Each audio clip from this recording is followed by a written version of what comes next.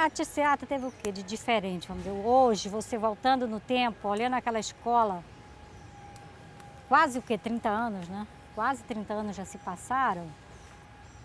Para aquele momento, era uma escola onde todos os professores enfrentavam a si mesmos, enfrentavam o desafio de trabalhar com crianças que não eram crianças, eram adultos em potenciais, com experiência de vida muitas vezes maior do que a nossa, de quem estava ali, né? Eles traziam fatos da vida, do cotidiano do Rio de Janeiro que nós não conhecíamos.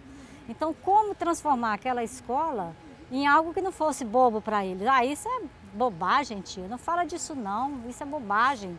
Muitas vezes, quando você tentava aprofundar uma discussão que era bobagem para eles, eles diziam, isso é bobagem. Palavrão, por exemplo. Você conversava com eles sobre palavrões, que tudo eles diziam, porra, vai para lá, filho dessa, filho daquela, e a gente tentava mostrar que não.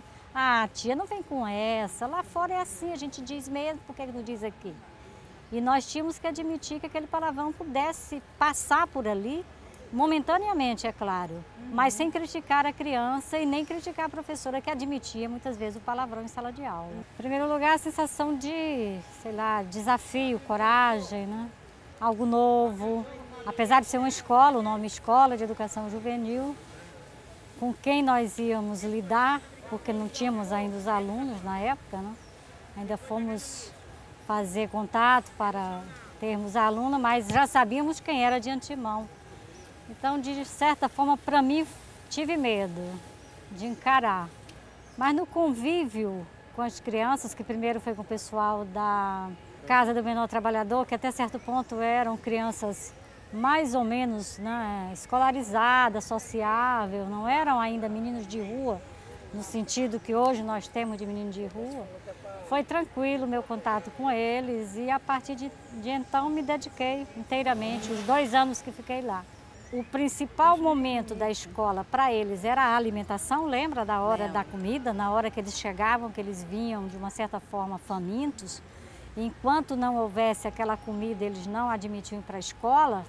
Então, o primeiro momento era ter aquela comida, e você lembra da batalha que era para ter comida na escola. Depois daquela comida que se processava o momento da escola. Mas como? Entra todo mundo para a sala de aula? Não, não entra todo mundo para a sala de aula. Muitas vezes a aula começava no corredor, começava ali embaixo, a partir de uma briga. A discussão continuava na sala de aula lá em cima. Então, a sala de aula era um momento assim, muito difícil para o professor que não estava habituado a lidar com uma série de variantes, digamos assim, no processo de ensino-aprendizagem.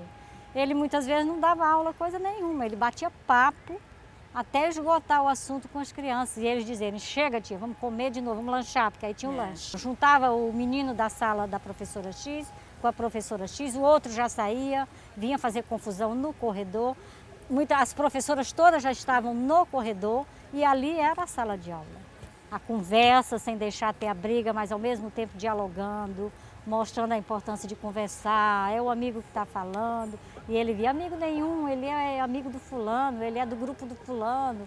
E nós íamos mostrar que ali era a escola, todo mundo era do mesmo grupo. A professora estudou o significado da palavra, com o que era casa. E eles foram falando, ela foi puxando, dando a ideia. Você tem a casa coberta de telha, a casa de apartamento, a casa, todos os tipos de casa. E eles foram falando, até que um deles disse que a casa podia ser... E ela, o que é isso? E falou, um quadrado onde estão meus pais, lá na cadeia. É a casa dele, a cela. Aí um outro falou que a casa era lugar nenhum.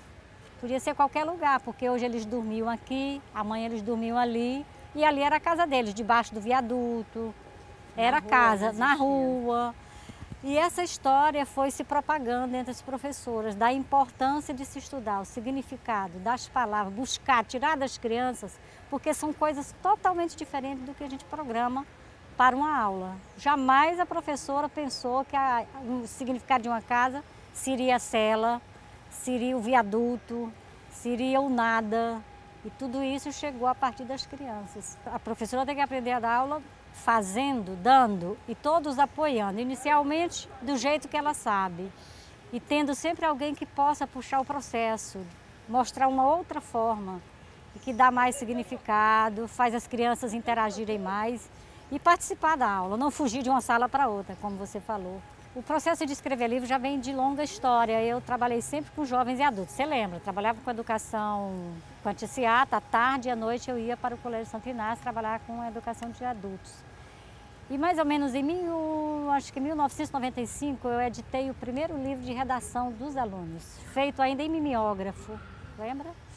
A escola já tinha mimeógrafo que rodava em offset, tipo um offset já bem bonito, mas era grampeado, nós que fizemos, nós que grampeamos. E aí foi. 2 anos depois eu parti para a edição em livros, quer dizer, fez tanto sucesso aquele material que nós fomos para o livro. E fiz no Colégio Santo Inácio 15 livros. Os textos são polidos no dia a dia de sala de aula, não é o melhor texto.